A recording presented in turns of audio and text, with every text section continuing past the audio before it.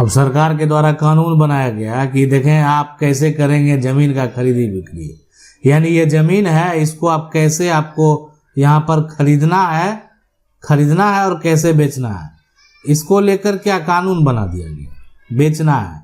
लेकिन क्या आपको पता है कि इस कानून का अगर कोई पालन नहीं करेगा, मान लेते हैं ज़मीन खरीदने बेचने का नियम कानून बना हुआ है, अब लोग उसको समझने को तैयार ही नहीं है, उसको पालन करने को तैयार ही नहीं है, तो आखिरकार ऐसी सिचुएशन में, ऐसी कंडीशन में आखिरकार होगा क्या। देखिए कोई भी व्यक्ति है अगर इस कानून का पालन नहीं करेगा, मान लेते हैं ज़मीन खरीदने और बेचने वाली जो बात है, सर हमारे जो हमने एक ज़मीन खरीदी 2002 में, जो है यहाँ पर वो जो है ना स्टाम्प पेपर पर, अब जो जिससे लिया ना वो बेचने की कोशिश कर रहा है। अब बताएं कि सरकार के द्वारा कभी ऐसा कोई नियम लाया गया कि स्टाम्प पेपर पर ज़मीन को खरीदना है? तो बिल्कुल स्टाम्प पेपर पर सारा कुछ तो मेंशन करना ही है, लेकिन उसको ज़मीन की रजिस्ट्री करवानी होगी, यानी आपको सब रजिस्ट्रार के पास जाना होगा, ज़मीन की रजिस्ट्री तभी वैलिड होगी। यानी स्टाम्प पेपर पर सब कुछ लिखने के बाद ज़मीन की रजिस्ट्री होगी। सरकार को, यानी जो सरकार है, सरकार को टैक्स देना होगा, टैक्स यहाँ पर देना होगा। यानी अगर सरकार को आप चालान नहीं देंगे, सरकार को आप टैक्स नहीं देंगे, तो आपका वो डॉक्यूमेंट, आपका वो कागजात का कोई मान्यता नहीं है।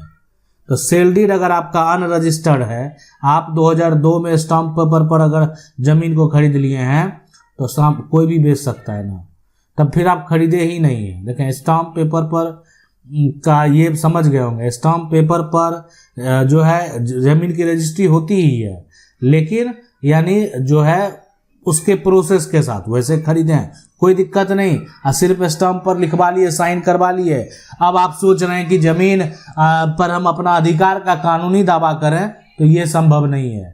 यानी ठीक है आप दिखाएंगे जाकर, मान लेते हैं साक्ष्य हम ज़मीन खरीदे हैं, सरकार को धोखा देकर, सरकार को टैक्स ना देकर, तो यहाँ पर आपके साथ समस्या होगा। इससे अच्छा तो ये होगा कि कागजात दिखाएं ही नहीं और पोजीशन के आधार पर जो है कब्जा का दावा करें, या ये दावा करें कि हमको ज़मीन बेचा गया था और आज तक जो है एक तरह से आज तक ज़मीन की रजिस्ट्री नहीं की, ज़मीन की यहाँ पर जो है रजिस्ट्री नहीं कर रहा, नहीं यहाँ पर जो है कर रहा। इस कागजात आप स्टाम्प पर लिए थे, वो साक्ष्य के तौर पर आप एक दे सकते हैं कि ये एक तरह से टेम्पररी वे में हमने तैयार करवाया था, लेकिन जो है इसको फिर भी जो प्रॉपर्टी है, जो ज़मीन है, उसने आप बेचने की धमकी दे रहे हैं। अब हमको ज़मीन की रजिस्ट्री नहीं कर रहे हैं।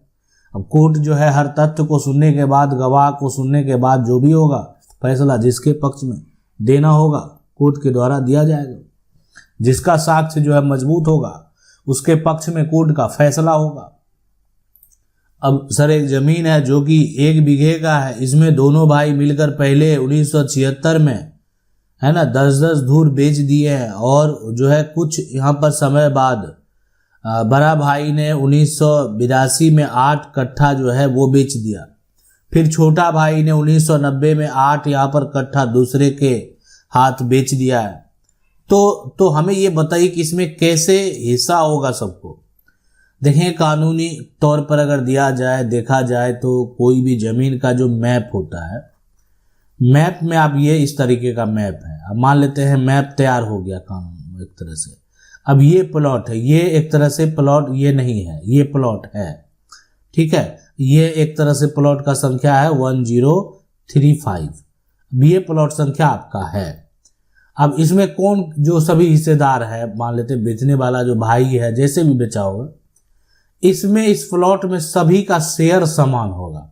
यानी कोर्ट के द्वारा जब एक तरह से आदेश आता है तो एक प्लॉट नंबर को उतने हिस्से में बांट दिया जाएगा जितने हिस्सेदार हैं। अब डिपेंड करता है कि इसमें जो है कितने हिस्सेदार हैं, लेकिन एक प्लॉट को जो है उतने हिस्से में जो है बांट दिया जाएगा, डिवाइड दिया जाएगा। देखिए अगला सवाल है, पड़ोसी के जमीन में 35 साल से रास्ता बना हुआ है और 1 फीट जो है कब्जा होकर घर बना हुआ है, और 35 साल पहले उनके दादी जो है यहाँ पर दूसरा पंचायत में रास्ता एक तरह से जो है पंचायत में रास्ता बना हुआ था 2017 में, और यहाँ मुखिया द्वारा जो है पीसीसी हो गया, तो अब क्या यहाँ पर होगा? देखें होगा क्या, रास्ता जो बना हुआ है ना, 1 फीट ठीक है कब्जा करके बना हुआ है, तो जो भी है अब कब्जा मान लेते हैं, किस अगर रास्ता वाला जमीन पर है 1 फीट की बात है, ठीक है, तो कहीं पर क्या होता है इस तरह के मामले में, खास करके जब कि जो एक तरह दूरी है वो कम है, वैसी सिचुएशन में कोर्ट का भी होता है कि आप उस अगर ऐसा है कंडीशन तो आप उसको अरेंज इस प्रकार से कर लें कि उनका जो बना बनाया मकान है वो ना टूटे। इसलिए ना बोलते हैं कि जब भी किसी प्रकार का विवाद हो तो आप भवन निर्माण करने से रोकें, ठीक है, भवन निर्माण नहीं होने दें। कोई निर्माण पक्का निर्माण हो गया, अभी वर्तमान में पक्का निर्माण किसको माना जाता है, यानी जो पक्का घर आप बनवाते हैं, ठीक है, तो इसलिए वो आपका जो पक्का निर्माण है उसको नहीं होने दें। कच्चा निर्माण जो झुग्गी झोपड़ी है एक तरह से आप जो है वो एक तरह का कच्चा निर्माण हो गया, कभी भी तुरंत हटा सकते हैं, तुरंत बना सकते हैं। तो इसलिए ये जो है एक तरह से कोर्ट का भी ये एक रास्ता जो है अगर बना हुआ है जैसे भी है, तो 1 फीट का अरेंजमेंट अगर कोई कब्जा कर लिया है तो उसका एक तरह से अरेंजमेंट कोर्ट के द्वारा करने का पहला प्रयास किया जाता है। और नहीं अगर कोई मान लेते संभव है उसको तोड़ना ही विकल्प है तो तोड़ने का भी आदेश दिया जाता है। अगला सवाल है, सर मैं 2 भाई हैं लेकिन मेरे पिता ने एक भाई के नाम से प्रॉपर्टी कर दी है, संपत्ति पूरी पैतृक है, अब क्या करें जिससे मेरा हक मिल सके? अब घर से भी एक तरह से निकाल रहे हैं, पिता अभी जीवित हैं। देखें मैं आपको बता दूं यहाँ पर कि जो आप एक तरह से 2 भाई हैं, ठीक है, 2 भाई हैं, अब यहाँ पर जो पिता है ना, पिता के नाम पर प्रॉपर्टी कर दी है, सारा प्रॉपर्टी जो है पिता के नाम कर दिया गया है। संपत्ति जो है यहाँ पर पूरा क्या है, पैतृक संपत्ति है। तो अब ये इस तरीके से अगर देखा जाए सबसे पहले कि 2 भाई है और पिता के नाम प्रॉपर्टी है, संपत्ति पैतृक है, तो अभी जो है पिता अभी जीवित हैं, तो अब घर से भी निकाल रहे हैं। सबसे बड़ा सवाल है, पैतृक संपत्ति है तो देखें घर से निकाल रहे हैं तो आप क्या कर सकते हैं, आपका कानूनी अधिकार क्या बनता है? कानूनी अधिकार यह होता है कि पैतृक संपत्ति में आप एक क्या है, हिस्सेदार है, और हिस्सेदार के तौर पर आप दावा जो है वो कर सकते हैं। तो देखें ऐसे सिचुएशन में अगर मान लेते हैं 2 भाई आप हैं और आपको घर से बेघर किया जा रहा है, आप कहाँ जाएंगे, कहाँ रहेंगे? तो एक तो मान लेते हैं कि होता है कि समस्या का हल निकालना, देखिए पारिवारिक है, आपको घर से निकालने का क्या कारण है, समस्या का हल निकालना एक जो है ना, यह आज मान लेते हैं अब जो भी कारण है, पारिवारिक मतभेद है तो आप अपने अगर मान लेते हैं पिता जीवित हैं, पिता से बात कर सकते हैं कि ये पारिवारिक मतभेद है तो हम अपना अलग रहते हैं, लेकिन जो है प्रयास करेंगे पारिवारिक मतभेद नहीं हो। बहुत तरह की चीज़ें देखें, समस्या का जो हल निकालने का पहला प्रयास अपना करना चाहिए। दूसरा जो है पंचायत स्तर पे प्रयास करना चाहिए। आप बोलेंगे नहीं कोई सुनने वाला है, वहाँ पर पंचायत स्तर पे लोग जो है राजनीति कर रहे हैं और लड़ा रहे हैं, विवाद को और जटिल कर रहे हैं। तो देखें ऐसी सिचुएशन में अगर आप मान लेते हैं कोर्ट का भी सहारा लेते हैं, कोर्ट के द्वारा भी न्याय तो किया ही जाएगा, लेकिन अब इसका एक प्रक्रिया होता है। ये एक ऐसा एक तरह से जो है प्रक्रिया है जिसमें आपको समय लगता है आपको, लेकिन हक तो अगर आपका बनता है कानूनी तरीके से वो तो मिलना तय है, लेकिन समय लगता है कि आप जाएंगे वकील के पास, जाएंगे बात करेंगे, अपने ज़मीन का कागजात जो है आपको निकालना होगा, आपका कितना शेयर बनता है, आपको कितना हक बनता है ये स्पष्ट तरीके से बताना होगा। ये तमाम चीज़ें करने के बाद आप अपना अधिकार को जो है कानूनी तरीके से प्राप्त कर पाएंगे।